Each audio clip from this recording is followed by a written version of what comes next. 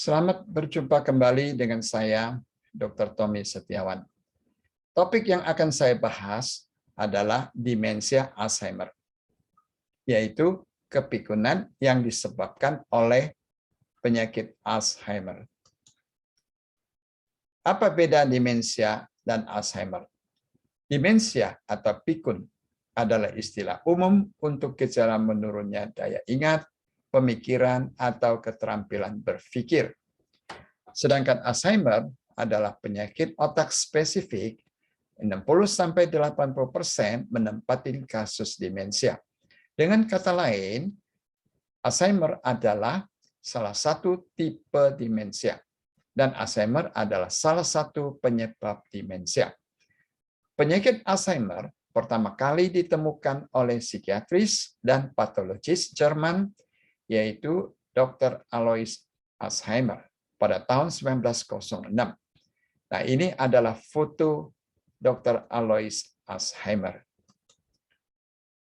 Demensia Alzheimer. Pokok pembicaraan saya hari ini ada 3, yaitu 1, penyebab demensia Alzheimer. Kedua, pencegahan demensia Alzheimer. Ketiga, apakah masih ada harapan bisa sembuh? Pokok pembicaraan pertama yaitu penyebab demensia Alzheimer. Nah, gambar kiri ini yang sebelah kiri menunjukkan otak yang normal, yaitu otak yang sehat, sedangkan yang sebelah kanan adalah otak yang atrofi pada Alzheimer yang berat. Nah, etiologi atau sebabnya 70% diturunkan secara autosomal dominan, yaitu non-sex link. 2, karena trauma kepala, misalnya pada petinju atau kecelakaan pada kepala. 3, karena depresi kronis, dan 4, karena hipertensi, yaitu penyakit darah tinggi. 5, proses penuaan neuron, yaitu senile plaque deposit. 6 adalah infeksi kronis. 7, intoksikasi atau keracunan aluminium. Dan 8 adalah insulin resisten. Nah, menurut Dr. Suzanne de la Monte, dikatakan Alzheimer adalah tipe ketiga dari diabetes mellitus. Nah, kerusakan otak yang terjadi adalah atrofi hipokampus, atrofi korteks otak, yaitu bagian temporal dan parietal, dan ada pembesaran atau pelebaran dari ventrikel otak. Insiden demensia Alzheimer. Wanita lebih banyak daripada laki-laki, yaitu perbandingan 2:1. Nah, biasanya terjadi atau mulai pada usia 65 tahun. Nah, usia yang di atas 65 tahun perbandingannya adalah 1:14, yaitu dari 14 lansia yang 65 tahun ke atas ada 1 yang Alzheimer.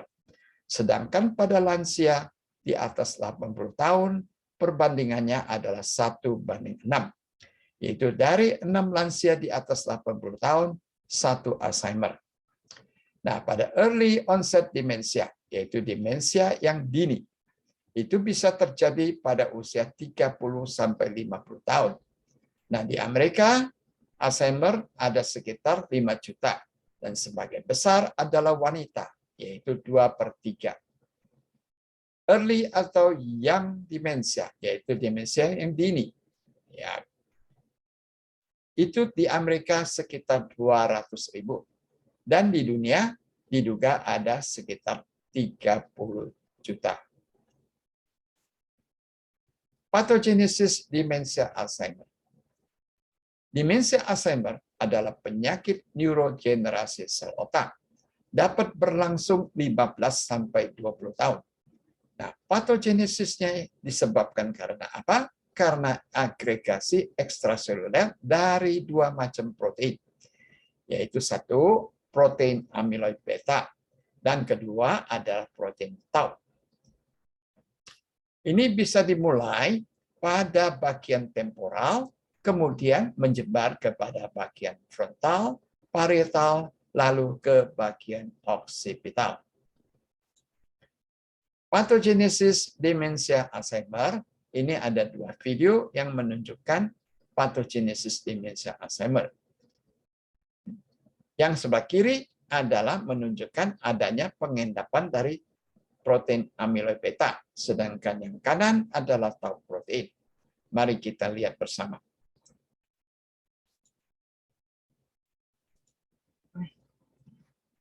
This injury, which affects nerve cells, is believed to be the result of two different processes that occur in the brains of people with AD. One involves Nah, ini protein amyloid beta. Yang ini adalah protein tau. In the first of these processes, A-beta starts to collect inside the brain. This may begin as many as 20 years before. Nah, bisa berlangsung sekitar 20 tahun. Nah, pada umumnya amyloid beta ini diekspresikan keluar melalui pembuluh darah otak. Nah, tetapi pada Alzheimer tidak diekskresi keluar, melainkan adanya endapan atau penggumpalan di dalam otak. Nah, gejalanya bergantung pada otak bagian mana yang terjadi kerusakan. Nah, yang kanan ini adalah mengenai tau protein. Jadi, mulai dari 15 tahun.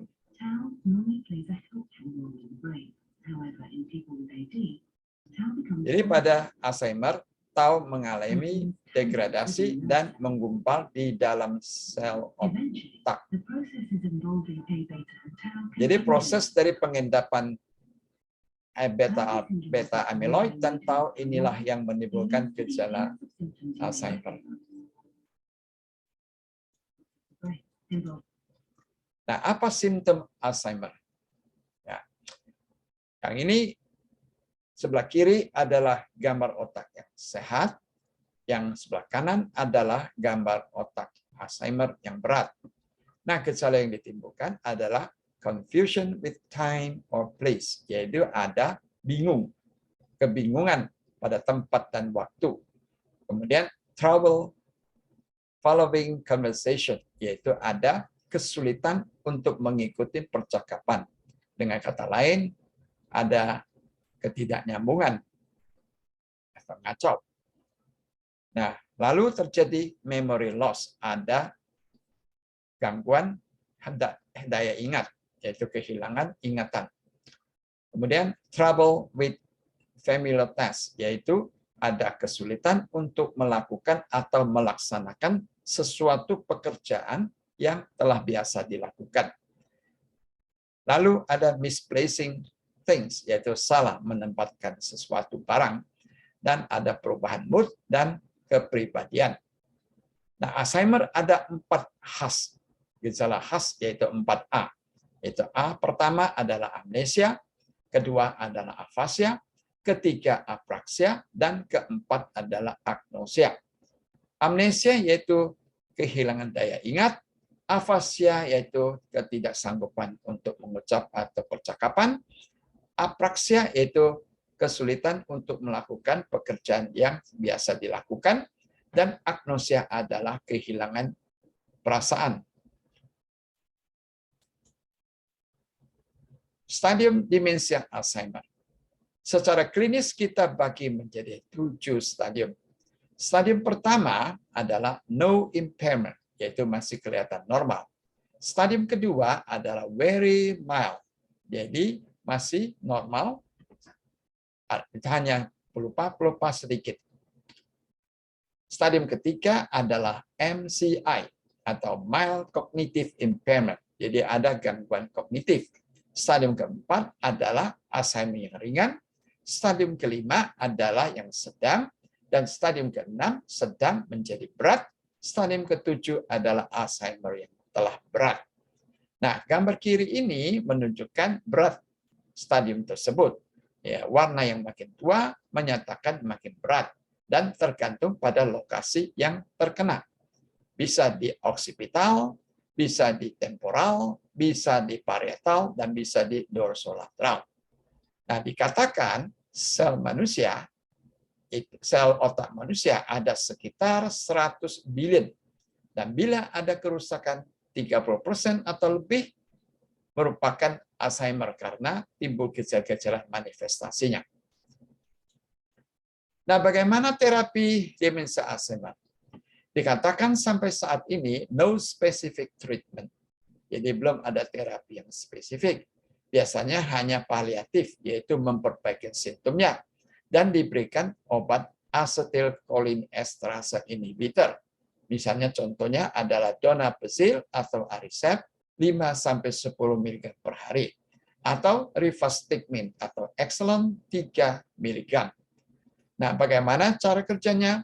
Mari kita lihat gambar sebelah kiri ini. Ini adalah sel saraf otak dengan serabutnya dan ujungnya adalah organ targetnya atau ototnya. Seperti diketahui, asetilkolin adalah bahan kimia yang merupakan neurotransmitter untuk meneruskan aliran impuls atau aliran listrik yang untuk menimbulkan efek daripada otot atau organ targetnya. Nah, asetilkolin ini dihasilkan dari vesikel saraf.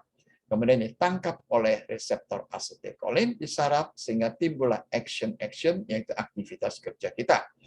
Nah, pada Alzheimer, asetilkolin ini dihambat atau dipecahkan oleh enzim esterase, yaitu asetilkolin esterase, di mana asetilkolin diuraikan menjadi kolin, sehingga ada gangguan dari penerusan impuls oleh asetilkolin dari saraf ini.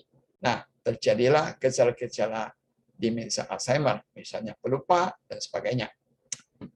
Nah, obat yang lain diberikan adalah Namenda atau Nemantin 10 mg.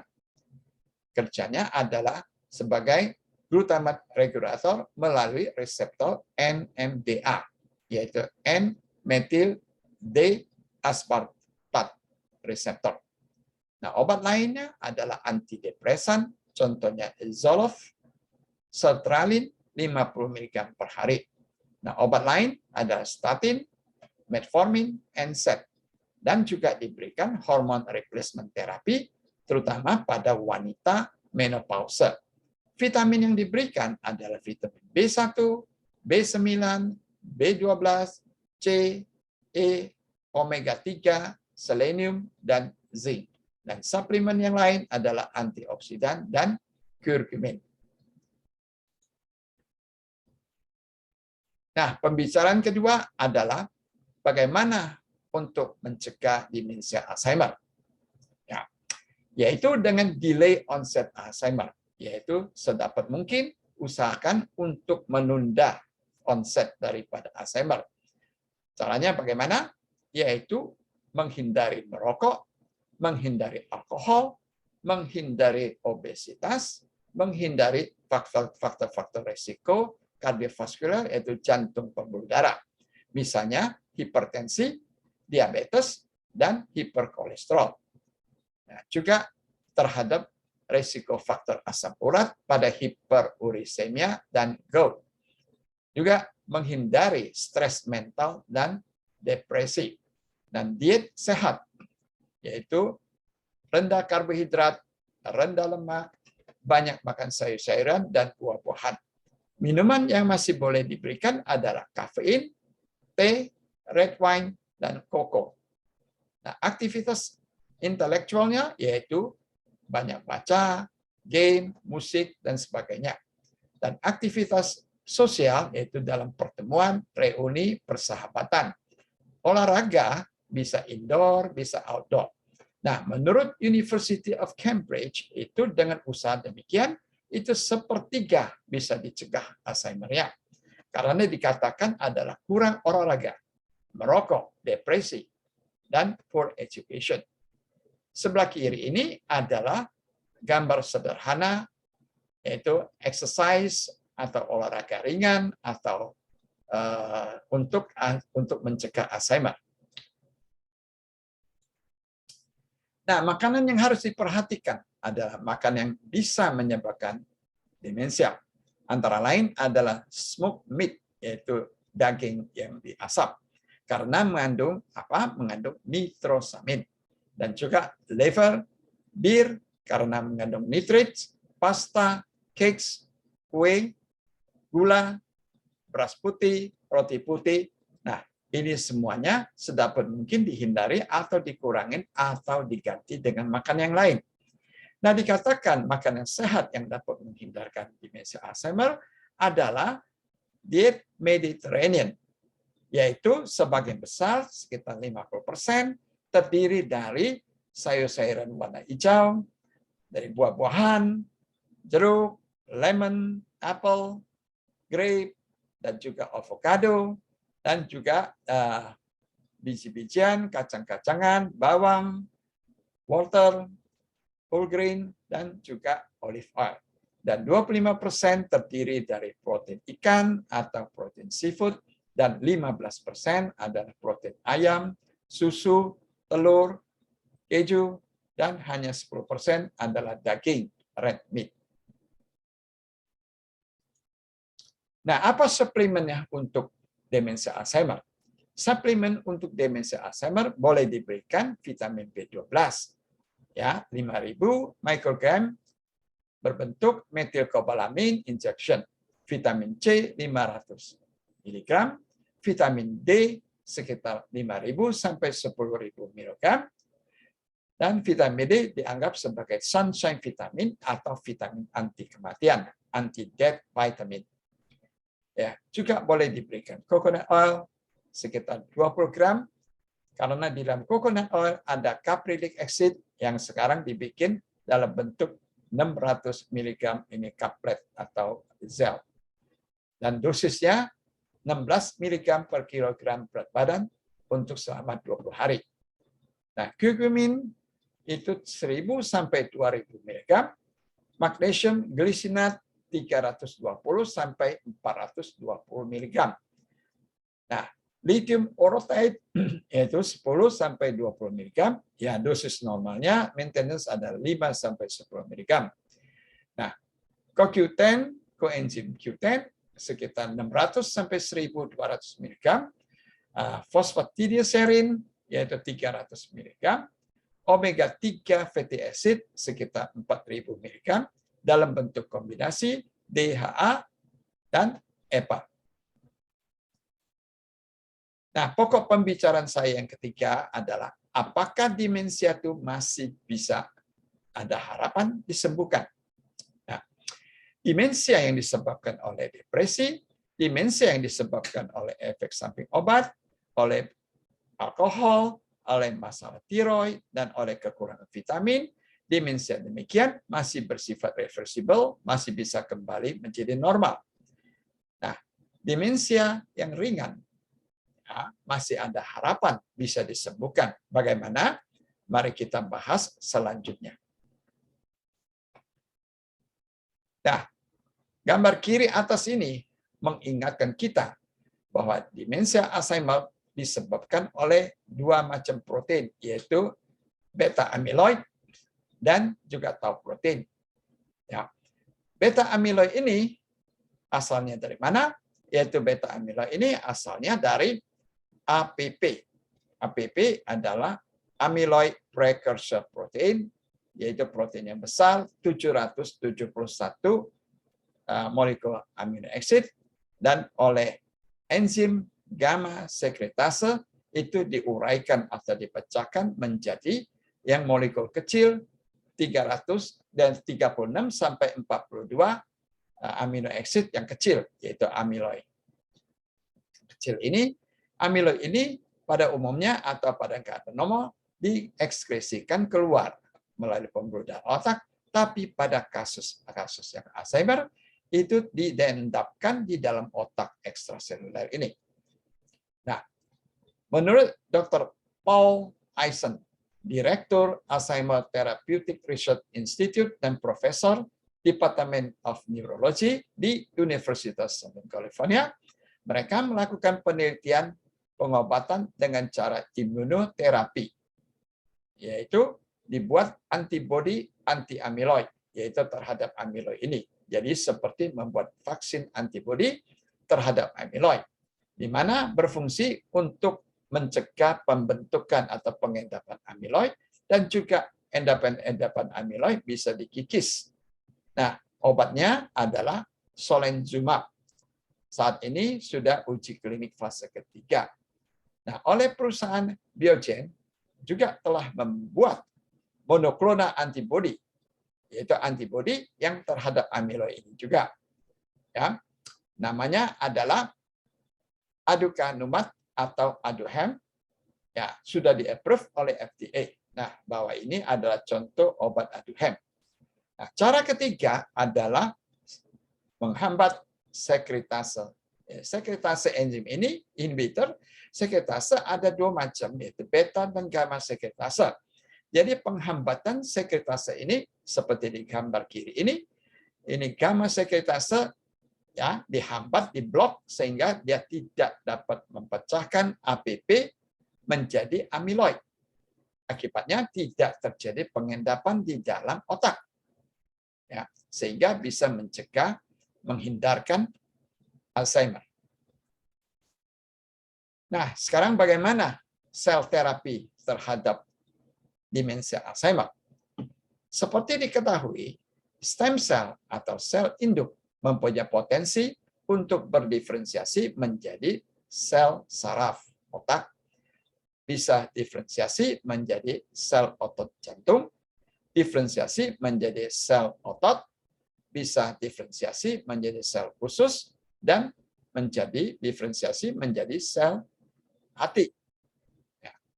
Ada 4 tipe stem cell yang bisa dipakai untuk terapi Alzheimer, yaitu 1, embryonic stem cell, yaitu ESC, 2, mesenchymal stem cell atau MSC, 3, neural stem cell atau NSC yang berasal dari saraf, dan induk pluripotent stem cell yang diinduksi.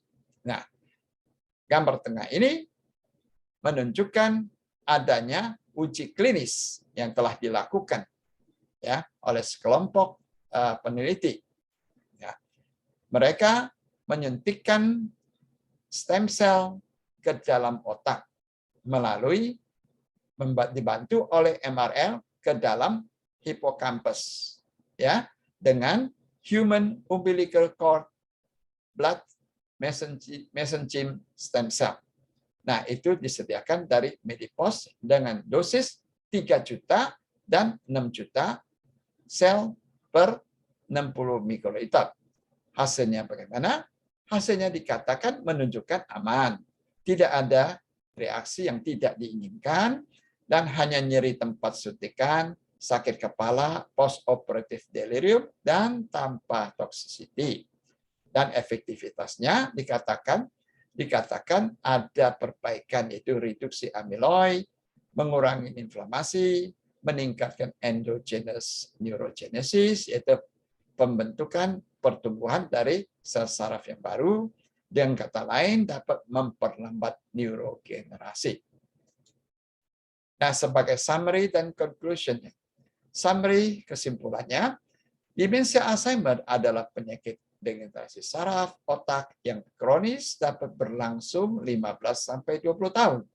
Nah, pada umumnya terjadi pada lansia 65 tahun ke atas dengan perbandingan 1:14, dan pada lansia di atas 80 tahun 1:6.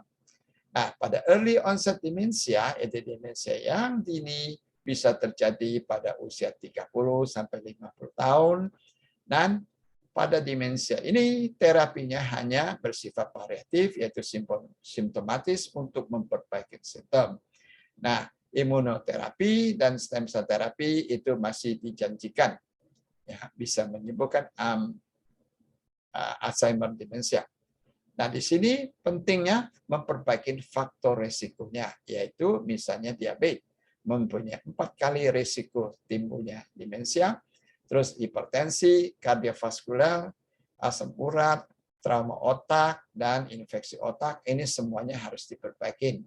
Nah, conclusion-nya adalah demensia Alzheimer dapat dicegah atau diperlambat, yaitu delay onset demensia, dan demensia yang ringan sampai yang sedang itu masih ada harapan bisa disembuhkan. Nah, sebagai take home message-nya, mencegah yaitu atau memperlambat demensia Alzheimer.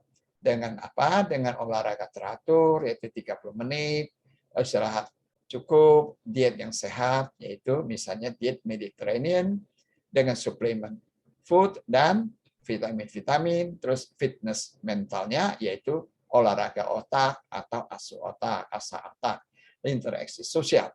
Nah, dikatakan olahraga ini untuk meningkatkan aktivitas hidup yang dapat memperbaiki kualitas hidup. Yaitu dengan apa? Dengan olahraga teratur. Yang paling murah adalah jalan 30 menit sehari. Olahraga kursi atau exercise, chair exercise, olahraga sepeda di tempat atau stationary bike exercise, dan dansa atau dancing. Nah, sekian. Terima kasih. Salam sehat. Sampai jumpa lagi. Nah, jangan lupa like, subscribe, dan bunyikan lonceng.